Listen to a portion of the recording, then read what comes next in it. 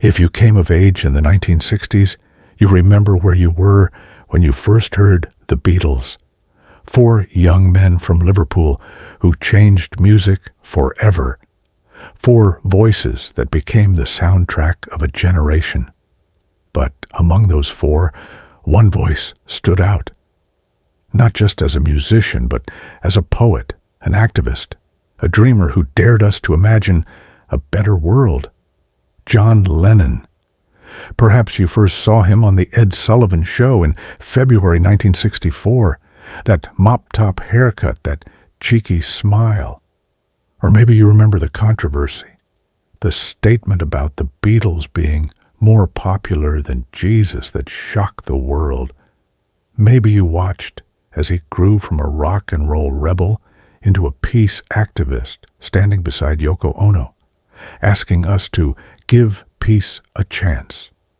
Today, more than 4 decades after his tragic death, we tell the complete story of John Winston Lennon, from a troubled childhood in wartime Liverpool to global superstardom, from Beatlemania to his solo years, from Love Me Do to Imagine, and finally, to that terrible night in December 1980 when the music stopped forever. This is John Lennon, the Beatle who changed the world. His story begins not with fame, but with loss. With a mother who loved music but couldn't keep him. With an aunt who raised him but couldn't fill the void. With a childhood marked by war, by absence, by a longing that would later fuel some of the most powerful songs ever written. Welcome to Liverpool, England. The year is 1940. The world is at war. And in the midst of the darkest period in modern history, a child is born who will one day unite millions with a simple message. Imagine. To understand John Lennon, we must first understand Liverpool in 1940. Britain was at war with Nazi Germany. The Luftwaffe was bombing British cities nightly. Liverpool, a major port city, was a primary target. For the children growing up during these years, the sound of air raid sirens was as familiar as their own heartbeat. John Winston Lennon was born on October 9th, 1940, during an air raid. His mother, Julia, was just 26 years old. His father, Alfred Freddie Lennon, was a merchant seaman who was rarely home. From the very beginning, John's life was marked by absence. Freddie Lennon was at sea when John was born. He visited sporadically, bringing gifts, but not stability. By the time John was 5 years old, his parents' relationship had collapsed entirely. In a decision that would haunt John for the rest of his life, his mother Julia gave him to her sister Mimi to raise. Mimi Smith and her husband George lived at 251 Menlove Avenue, a comfortable home in the Liverpool suburb of Woolton. "Why didn't she want me?" John would ask throughout his childhood. The truth was complicated. Julia loved her son, but she was young, struggling, and involved with another man. Mimi, stern but loving, provided stability. But no matter how good Mimi was to him, John felt the abandonment deeply. Julia may have given John away, but she gave him something else. A love of music. Throughout John's childhood, Julia would visit, and when she did, she brought music. She taught him banjo chords. She sang to him. She introduced him to Elvis Presley and rock and roll. If you remember the 1950s, you remember what rock and roll meant to young people. Elvis Presley gyrating on television, causing moral panic among adults. Chuck Berry's guitar riffs, Little Richard's wild energy. This wasn't your parents' music. This was rebellion in sound. For John, rock and roll was more than music.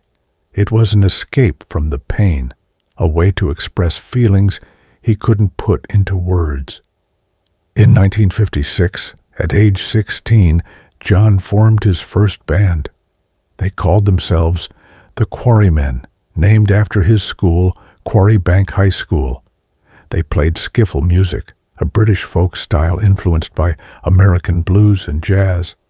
On July 6, 1957, the Quarrymen played at a church garden party in Woolton. After their performance, a mutual friend introduced John to a younger boy who'd been watching from the crowd. His name was Paul McCartney. Paul was 15, nearly 2 years younger than John.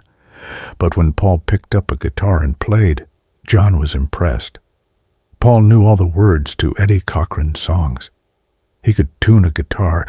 He was, John realized, better than him.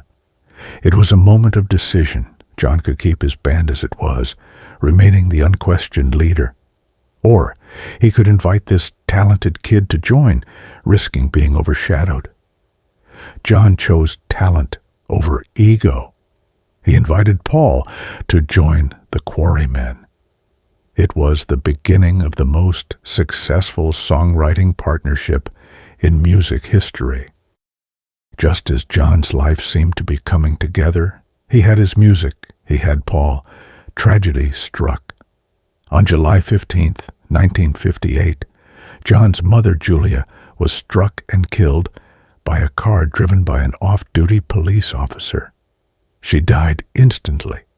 She was 44 years old. John was 17. The woman who had abandoned him, then returned with the gift of music, was gone forever. John never got to tell her what she meant to him, never got to ask the questions that haunted him. The loss devastated him. Friends remember him becoming harder, more cynical, more prone to cruel humor. He built walls around his heart that would take years and the love of Yoko Ono to break down. But the pain also fueled his art. Listen to Julia, the haunting song he wrote years later. Listen to Mother, his primal scream of loss. John Lennon's music came from a place of deep emotion, and much of that emotion was rooted in these early losses. Let's set the scene. It's the late 1950s, early 1960s. Elvis Presley has been drafted into the Army. Rock and roll, which exploded in the mid-50s, seems to be fading. The music charts are dominated by safe, sanitized pop. In Liverpool, in dingy clubs and church halls, John and Paul continued playing. Paul introduced John to his friend George Harrison, a quiet but talented young guitarist. The Quarrymen evolved, changed names several times, and eventually became the Beatles. The name Beatles was a play on words, beat music, what rock and roll was called in Britain, and beetles, the insects. It was John's idea, inspired by Buddy Holly's band, the Crickets. In 1960, the Beatles, now including John, Paul, George, and later Ringo Starr on drums, went to Hamburg, Germany, to play in the rough clubs of the Reeperbahn, the city's red light district. Hamburg was where the Beatles became a real band. They played 8-hour sets, sometimes performing the same songs multiple times a night. They took pills to stay awake. They slept in closets behind movie screens. It was grueling, sometimes degrading work, but it made them tight, professional, and confident. When they returned to Liverpool in 1961, they were transformed. In November 1961, a local record store manager named Brian Epstein came to see the Beatles perform at the Cavern Club. He was intrigued by their energy, their charisma, their obvious talent. Brian became their manager. He cleaned up their image, suits instead of leather jackets, synchronized bows, professional presentation.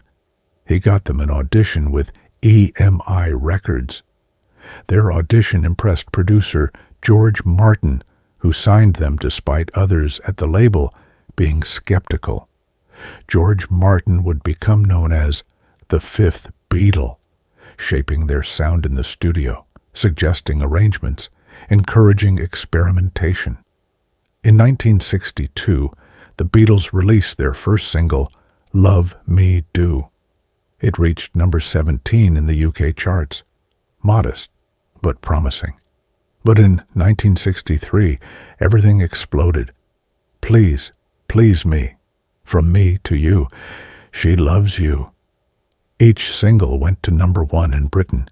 The Beatles' concerts were mobbed by screaming teenage girls. Police had to hold back crowds. The press coined a term for the phenomenon, Beatlemania. If you were a teenager in 1963, you remember the excitement. If you were a parent, you might remember being baffled or concerned by these young men with their long hair and screaming fans.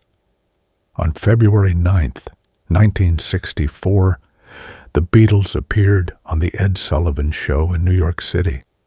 73 million Americans watched, nearly 40% of the population. It was the largest television audience in history at that time. If you watched that night, you might remember the excitement your children or grandchildren felt, the way they screamed at the TV screen, the way they wanted Beatles haircuts and Beatles boots. For many historians, that night marked the true beginning of the 1960s as a cultural era. The Beatles weren't just a band. They were a generational shift, a signal that young people were creating their own culture. Within the Beatles, John was often seen as the leader, the smart one, the rebel. Paul was the charmer. George was the quiet one. Ringo was the lovable drummer. But John was complex. He could be witty and warm, then cruel and cutting. He wrote some of the Beatles' most beautiful love songs, In My Life, If I Fell, and some of their hardest rocking numbers, Help, I Am the Walrus. He was also the intellectual. He wrote 2 books of poetry and prose in his own right, and A Spaniard in the Works, both bestsellers. Critics compared him to James Joyce and Lewis Carroll. In March 1966, John gave an interview to a British journalist. Speaking about the decline of Christianity among young people, he said, "We're more popular than Jesus now." In Britain, the comment caused little stir. It was seen as an observation about cultural trends. But when the interview was republished in an American teen magazine in July 1966, it caused outrage. Radio stations in the American South organized Beatles record burnings. The Ku Klux Klan picketed Beatles concerts. John received death threats. John apologized, explaining he wasn't comparing himself to Jesus, only commenting on the state of religion. But the damage was done. The controversy contributed to the Beatles' decision to stop touring that year. Once freed from touring, the Beatles focused entirely on studio work, and here they revolutionized popular music. Rubber Soul, 1965, Revolver, 1966, Sgt. Pepper's Lonely Hearts Club Band, 1967, The White Album, 1968, Abbey Road, 1969. Each album pushed boundaries, experimented with new sounds, new instruments, new recording techniques. John's contributions during this period were remarkable. Strawberry Fields Forever, A Day in the Life, I Am the Walrus. These weren't simple pop songs. They were art, poetry, soundscapes. If you bought these albums when they first came out, you might remember the excitement of putting the needle on the record, not knowing what to expect. The Beatles kept evolving, surprising, challenging their audience. But by 1969, cracks were showing. The Beatles were exhausted from years of intense work. Personal tensions emerged. John had met Yoko Ono, and their relationship changed the band's dynamic. Paul wanted to keep working. George felt his songs were overlooked. Ringo briefly quit during the White Album sessions. In April 1970, Paul McCartney announced he was leaving the Beatles. The band that had defined the 1960s was over. For fans, it felt like the end of an era, and in many ways, it was. On November 9, 1966, John Lennon attended a preview of an art exhibition at the Indica Gallery in London. The artist was Yoko Ono, a Japanese-American avant-garde artist 7 years older than John. One of her pieces was a ladder leading to a canvas on the ceiling. Attached was a magnifying glass. John climbed the ladder and looked through the glass. On the canvas was written one tiny word, yes. It was positive, John later said. I was looking for the no, or the don't, or the F-U, something negative. But it said yes. So this was like, all right. John and Yoko began a relationship that would become one of the most famous and controversial in modern history. The public, especially Beatles fans, largely hated Yoko. She was blamed for breaking up the Beatles, an oversimplification, though her presence did create tension. She was criticized for her art, which many didn't understand. And sadly, she faced racist and misogynist attacks simply for being a Japanese woman with John Lennon. But John loved her deeply. He called her mother in private, a revealing term given his childhood. She understood his pain in ways others couldn't. She encouraged his artistic experimentation. She was, he often said, his soulmate. In March 1969, John and Yoko got married in Gibraltar. For their honeymoon, they did something unprecedented. They invited the press to photograph them in bed. But this wasn't scandalous. It was a statement. They were staging a bed-in for peace, protesting the Vietnam War. From their bed at the Amsterdam Hilton and later at the Queen Elizabeth Hotel in Montreal, John and Yoko gave interviews, spoke about nonviolent protest, and recorded "Give Peace a Chance," with everyone in the hotel room singing along. If you were politically active in the late 1960s, you might remember these bed-ins. Some thought they were brilliant acts of peaceful protest. Others thought they were silly stunts. But they generated massive media coverage, and that was the point, to keep peace in the conversation. In 1971, John and Yoko moved to New York City. John fell in love with the city immediately. "If I'd lived in Roman times," he once said, "I'd have lived in Rome. Where else?" Today, America is the Roman Empire, and New York is Rome itself. New York in the early 1970s was gritty, creative, vibrant. John and Yoko lived in the Dakota, an iconic apartment building on the Upper West Side. They walked the streets, ate at local diners, became part of the city's fabric. But the U.S. government wasn't happy about John's presence. President Nixon's administration, paranoid about John's anti-war activism and potential influence on young voters, tried to deport him. For years, John fought deportation proceedings. After the Beatles, John released a series of powerful solo albums. John Lennon Plastic Ono Band, 1970, raw, emotional, therapeutic. Songs like Mother and God confronted his childhood trauma and his disillusionment with fame. Imagine, 1971, his most successful solo work. The title track became an anthem, asking us to envision a world without divisions, without war, without religion creating conflict. If you remember 1971, you might recall hearing Imagine for the first time. Its simple piano melody, its hopeful yet challenging message. It resonated then, and it resonates today. Mind Games, 1973. Walls and Bridges, 1974. Rock and Roll, 1975. John continued creating, though these albums received mixed reviews. In late 1973, John and Yoko separated.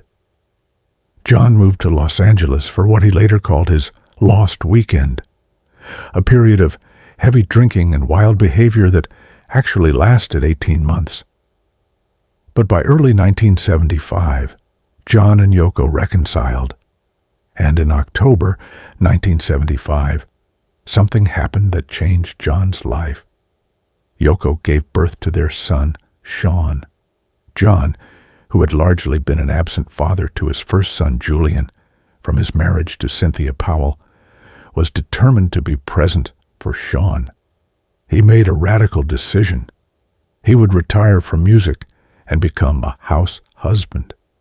From 1975 to 1980, John Lennon essentially left public life. He baked bread. He changed diapers. He walked Sean to the park. He found peace in domestic life that he'd never found in fame. By 1980, John felt ready to return to music. Sean was 5 years old, heading to kindergarten.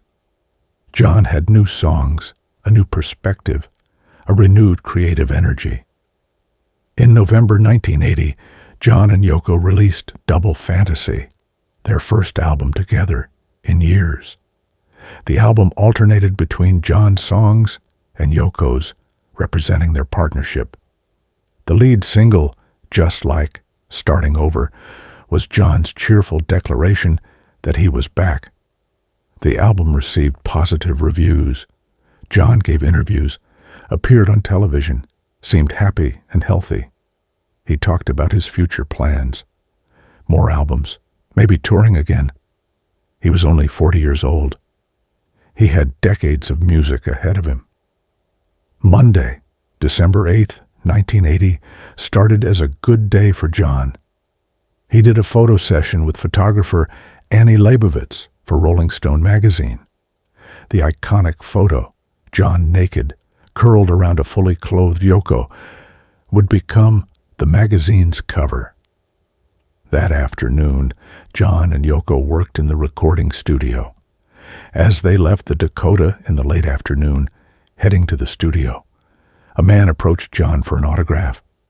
His name was Mark David Chapman. John signed Chapman's copy of Double Fantasy. Later that evening, around 10:50 p.m., John and Yoko returned to the Dakota. Chapman was waiting. As John walked toward the building's entrance, Chapman called out, "Mr. Lennon." John turned. Chapman fired 5 shots from a .38 revolver. 4 bullets hit John, 2 in the back, 2 in the shoulder. John staggered into the Dakota's office and collapsed. "I'm shot," he said. "Then, I'm dying." The police arrived within minutes. They rushed John to Roosevelt Hospital, but his injuries were too severe. He'd lost too much blood. At 11:07 p.m., doctors pronounced John Lennon dead. He was 40 years old. Within hours, the news spread worldwide. If you were watching television that night, you might remember the moment your regular programming was interrupted. We have tragic news from New York. Radio stations around the world played John's music nonstop. Vigils were held in cities across the globe. On December 14th, millions participated in a simultaneous 10-minute moment of silence in John's memory. In Liverpool, his hometown, people gathered at the Cavern Club and in Strawberry Field, the place that inspired his song. In New York, crowds gathered outside the Dakota, singing his songs, weeping for a man they felt they knew. The tributes poured in. Paul McCartney, who had a complicated relationship with John after the Beatles split, was devastated. "It's a drag," he said simply, barely able to speak through tears.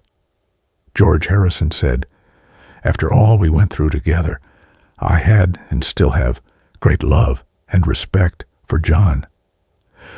President-elect Ronald Reagan said, "John Lennon helped create the mood and music of our time."